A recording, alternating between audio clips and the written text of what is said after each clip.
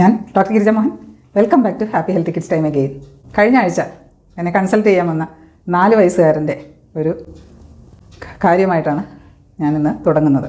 ഈ വീഡിയോ ചെയ്യാൻ കാരണവും അതുതന്നെയാണ്. 4 വയസ്സുകാരൻ്റെ അമ്മ കൊണ്ടുവന്നത് കുഞ്ഞിന് വയറുവേദന എന്ന് പറഞ്ഞാണ്. പെട്ടെന്ന് തുടങ്ങിയാണോ എന്ന് ചോദിച്ചപ്പോൾ തലേ ദിവസം സ്കൂട്ടറിൽ അച്ഛനും അമ്മയും മോനെ മുമ്പിൽ നിർത്തിക്കൊണ്ട് ഇവർ സ്കൂട്ടറിൽ അമ്മയെ കാണിക്കാൻ വേണ്ടി ഹോസ്പിറ്റലിൽ പോയതാണ്.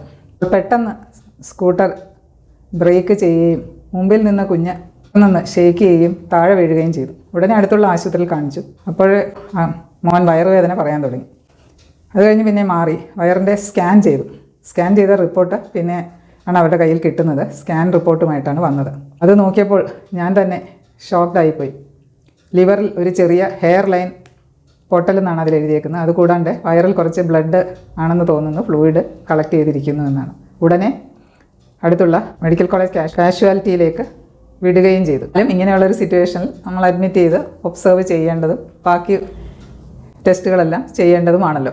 ഇത്രയും പറഞ്ഞത് നിങ്ങൾ പേരൻസ് ഇപ്പോൾ എല്ലാവർക്കും മിക്കവർക്കും 2 വീലർ ഉണ്ടല്ലോ. അതാണല്ലോ സൗകര്യവും.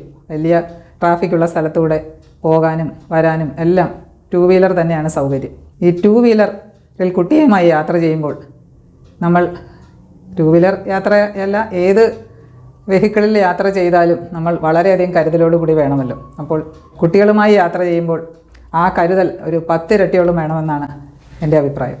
തീരെ ചെറിയ കുട്ടികളുമായിട്ടുള്ള 2 വീലർ യാത്ര കഴിയുന്നതും ഒഴിവാക്കാൻ പറ്റുമെങ്കിൽ ഒഴിവാക്കുക. ശരിക്കും പറഞ്ഞാൽ 4 വയസ്സിന് മുകളിലുള്ള കുട്ടികളെയാണ് ഐഡിയലി 2 വീലർ യാത്രക്കായി കൊണ്ടുപോകാൻ പാടുള്ളൂ എന്നാണ്.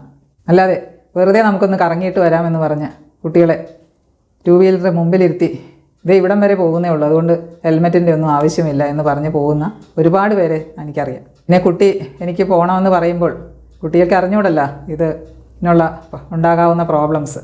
കുട്ടി പറയുന്നതല്ലേ എന്ന് പറഞ്ഞ് കുട്ടിയെ ഫ്രണ്ടിലിരുത്തിയോ പ്രിക്കോഷൻസ് ഒന്നും ഇല്ലാതെ തന്നെ 2 വീലർ കയറി ഒന്ന് കറങ്ങിയിട്ട് വരാമെന്ന് പറയുന്നവരുമുണ്ട്. ഓരോ വർഷവും ആയിരക്കണക്കിന് കുട്ടികൾക്കാണ് ഇതിൽ നിന്നും അപകടങ്ങൾ റിപ്പോർട്ട് ചെയ്യപ്പെടുന്നത്. കുട്ടിയാണെങ്കിലും ചെറിയ ദൂരത്തേക്കാണെങ്കിലും എപ്പോഴാണെങ്കിലും കുട്ടിയെ 2 വീലറിൽ യാത്ര ചെയ്യിപ്പിക്കുമ്പോൾ ഹെൽമറ്റ് നിർബന്ധമാണെന്ന് ഞാൻ പറയേണ്ട ആവശ്യമില്ലല്ലോ. ധൃതി പിടിച്ച് ഒരിക്കലും കുട്ടിയുടെ അല്ല ആരുടെയും ഹെൽമറ്റ് വാങ്ങിക്കരുതെന്ന് തന്നെയാണ് ഞാൻ പറയുന്നത്.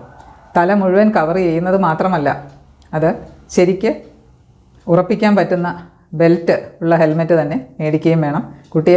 കുട്ടിയെയും യാത്ര ചെയ്യുന്ന പേരൻസും എപ്പോഴും ഹെൽമെറ്റ് മാത്രം വെച്ചിട്ട് യാതൊരു പ്രയോജനമില്ല. അത് ശരിക്ക് ബെൽറ്റിട്ട് ആവശ്യത്തിന് മുറുക്കി വേണം യാത്ര ചെയ്യാൻ. പിന്നെ കുട്ടിയൊക്കെ ആദ്യം ഹെൽമെറ്റ് വയ്ക്കുമ്പോൾ എന്തെങ്കിലും ബുദ്ധിമുട്ടുണ്ടാകുക എന്നൊരു പേടിയുണ്ടെങ്കിൽ നമ്മൾക്കൊരു ചെറിയ ഇട റോഡിൽ കൂടെ വേണമെങ്കിൽ ഹെൽമെറ്റ് വയ്ക്കുകയും അത് ബെൽറ്റ് ചെയ്ത് ഉറപ്പിച്ച് കുട്ടിയായിട്ട് ചെറിയൊരു യാത്ര പോയി നോക്കാവുന്നതാണ്. അപ്പോൾ കുട്ടിയുടെ പേടിയും മാറും, നമ്മൾക്കൊരു കോൺഫിഡൻസ് കിട്ടുകയും ചെയ്യും.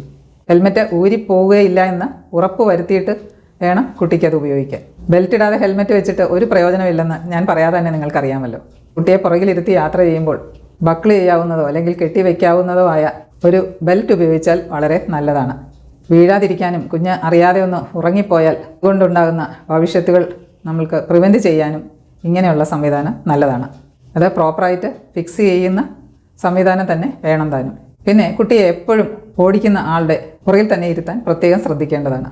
ടാങ്കിൻ്റെ പുറത്തോ ഫ്രണ്ടിൽ നിർത്തിക്കൊണ്ടോ ഒരിക്കലും ഓടിക്കരുത്. ഞാൻ പറഞ്ഞ മോനെ ഫ്രണ്ടിൽ നിന്നുകൊണ്ട് യാത്ര ചെയ്തപ്പോഴാണ് ഇങ്ങനെയുള്ള കുഴപ്പം ഉണ്ടായത്. പെട്ടെന്ന് ബ്രേക്ക് ഇടുകയോ പെട്ടെന്ന് വീഴുകയോ ചെയ്യുമ്പോൾ കുട്ടിയുടെ വയറിൽ തന്നെ ആയിരിക്കും ഇടിക്കുന്നതും ഇങ്ങനെ ലിവറിനൊക്കെ ഇഞ്ചുറി വരുന്നതും. കുട്ടി ഇനി പുറകിൽ ഇരുന്നാൽ തന്നെ മുമ്പിലിരിക്കുന്ന ആളെ ശരിക്ക് പിടിച്ച് ഇരിക്കേണ്ടതാണ്. ആ ഇരിപ്പ് വളരെ കംഫർട്ടബിൾ ആയിരിക്കുകയും ചെയ്യണം. ഒരു സൈഡിലോട്ട് കൂടുതൽ വെയിറ്റ് കൊടുക്കുന്ന പോലെ ഇരിക്കാൻ പാടില്ല. കൂടുതൽ പ്രൊട്ടക്ഷന് വേണ്ടി വേണമെങ്കിൽ ജാക്കറ്റോ എൽബോ നീ ഗാർഡ്സ് തുടങ്ങിയവ വെച്ചാൽ വളരെ നല്ലതാണ്. എപ്പോഴും ഇല്ലെങ്കിലും ലോങ് ഡിസ്റ്റൻസ് ട്രാവൽ പോവുകയാണെങ്കിൽ അത് ഒരു മസ്റ്റാണെന്ന് തന്നെയാണ് ഞാൻ പറയുന്നത്. എപ്പോഴും ഞാൻ പറയുന്ന പോലെ പേരൻസ് ഒരു മാതൃകയായിരിക്കണം.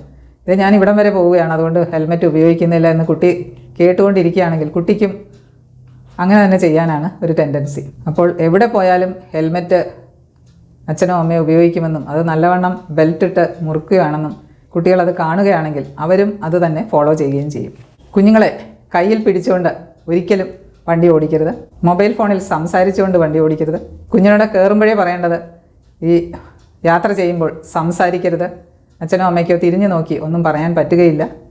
ഇതെല്ലാം നേരത്തെ ഉറപ്പ് വരുത്തിയതിന് ശേഷം കുട്ടിയെ യാത്രയ്ക്ക് കൊണ്ടുപോവുക. പ്രത്യേകിച്ച് കുട്ടികളുമായി പോകുമ്പോൾ മഴക്കാല യാത്രകൾ ഒഴിവാക്കുക. വാഹനം നല്ല കണ്ടീഷനിലാണെന്ന് ഉറപ്പാക്കുക. ബ്രേക്ക് മുതലായവ ചെക്ക് ചെയ്യുക. അത് ആര് യാത്ര പോകുമ്പോഴും അങ്ങനെ തന്നെയാണല്ലോ. പിന്നെ കുട്ടിയെയും വെച്ച് ഓവർ സ്പീഡിൽ പോകുന്ന ഒരുപാട് പേരെ നമ്മൾ കാണാറുണ്ട്. സ്പീഡ് നിയന്ത്രിച്ച് കുട്ടി കൂടെ ഉണ്ട് എന്നുള്ളൊരു വിചാരം എപ്പോഴും വേണം. അപ്പോൾ 2 വീലർ ഉപയോഗിക്കുന്ന എല്ലാ അച്ഛനമ്മമാരും ഈ കാര്യങ്ങൾ പ്രത്യേകം ഓർക്കുമല്ലോ. സേഫ്റ്റി നമ്മൾ ശ്രദ്ധിക്കുകയാണെങ്കിൽ ഒരിക്കലും സോറി എന്ന വാക്ക് നമുക്ക് ഉണ്ടാകുകയില്ല. അതുകൊണ്ട് എല്ലാവരും ഈ കാര്യങ്ങൾ ഫോളോ ചെയ്യുമല്ലോ, എന്നെ വിവരം അറിയിക്കുമല്ലോ. ഇനി വേറൊരു വിഷയമായി അടുത്ത വീഡിയോയിൽ കണ്ടുമുട്ടാം. നന്ദി, നമസ്കാരം.